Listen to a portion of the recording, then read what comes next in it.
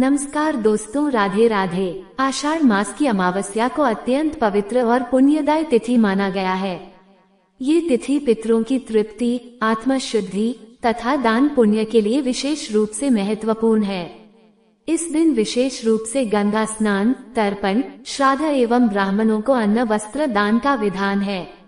अमावस्या की व्रत कथा। एक नगर में धर्मदत्त नामक एक ब्राह्मण अपने परिवार के साथ रहते थे।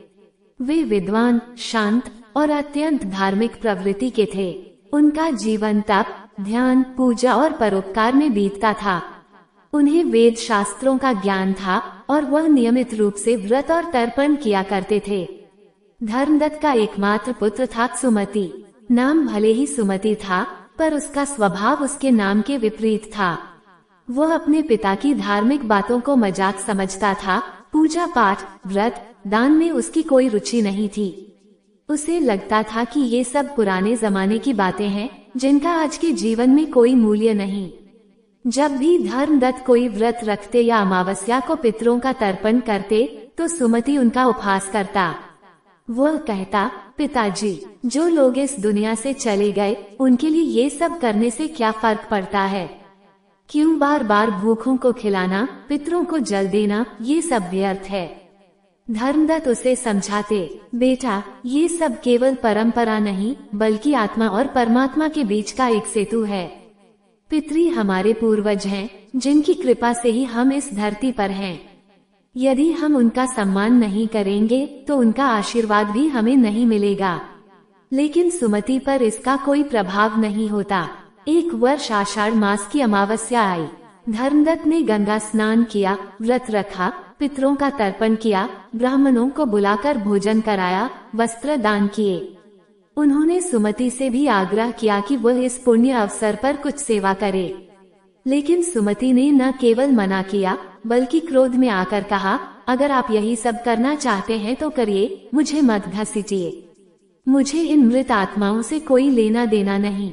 धर्मदत्त बहुत व्यथित हुए। उन्होंने अकेले ही सब कुछ किया, पर हृदय में भारी दुख था। उस रात धर्मदत्त को स्वप्न आया। उन्होंने देखा कि उनके पितर, उनके पिता, पितामह और कुलपुरुष बहुत क्रोधित मुद्रा में खड़े हैं। वे बोले, धर्मदत्त, तुमने तर्पण करके हमारा आदर किया, किंतु तुम्हारा पुत्र हमें अपमानित कर रहा है। उसका यह अपमान भविष्य में उसके जीवन में बड़ा संकट लेकर आएगा। स्वप्न टूटते ही धर्मदत्त घबरा गए। उन्होंने सुबह होते ही पुत्र को सब बात बताई और फिर से समझाने की कोशिश की। लेकिन सुमति ने हंसते हुए कहा, पिताजी, ये सब तो मन का भ्रम है। कोई क्रोधित नहीं हुआ। कुछ ही दिनों बाद सुमति गंभीर रूप से बीमार पड़ गया। उसका शरीर गलने लगा, चेहरा काला पड़ गया और वह दिन रात तड़पने लगा। वैद्य, जड़ी बूटियां, दवाएं, सब व्यर्थ। धर्मदत्त रात दिन बेटे की सेवा करते, लेकिन हालत और बिगड़ती जाती। तभी एक दिन नगर में एक सिद्ध संत आए। धर्मदत्त ने विनती की और सारा हाल सुनाया। संत ने ध्यान किया और कहा, तुम्हारा पुत्र पूर्वजों का अपमान कर बैठा है। आषाढ़ अमावस्या के दिन तर्पण का अनादर करना बहुत बड़ा दोष है। यही रोग का कारण है। यदि यह पश्चाताप करके तर्पण और श्राद्ध करे, तो जीवन में सुधार हो सकता है। धर्मदत्त ने यह बात सुमति को बताई। रोगग्रस्त सुमति अब मृत्यु के भय से कांप रहा था। उसने विनम्र होकर पितरों से क्षमा मांगी, अपने व्यवहार पर पश्चाताप किया और अगली अमावस्या को व्रत रखकर पितरों के लिए विधिवत तर्पण किया। उसने गंगा स्नान किया, वट वृक्ष की पूजा की, ब्राह्मणों को भोजन कराया और निर्धनों में अन्न वस्त्र बांटे। आश्चर्यजनक रूप से उसी दिन से उसकी बीमारी भी घटने लगी। कुछ ही समय में वह स्वस्थ हो गया। अब सुमति का जीवन ही बदल गया।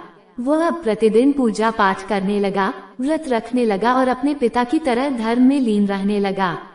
इससे उनके पितरी प्रसन्न होकर उनको आशीर्वाद देकर चले गया।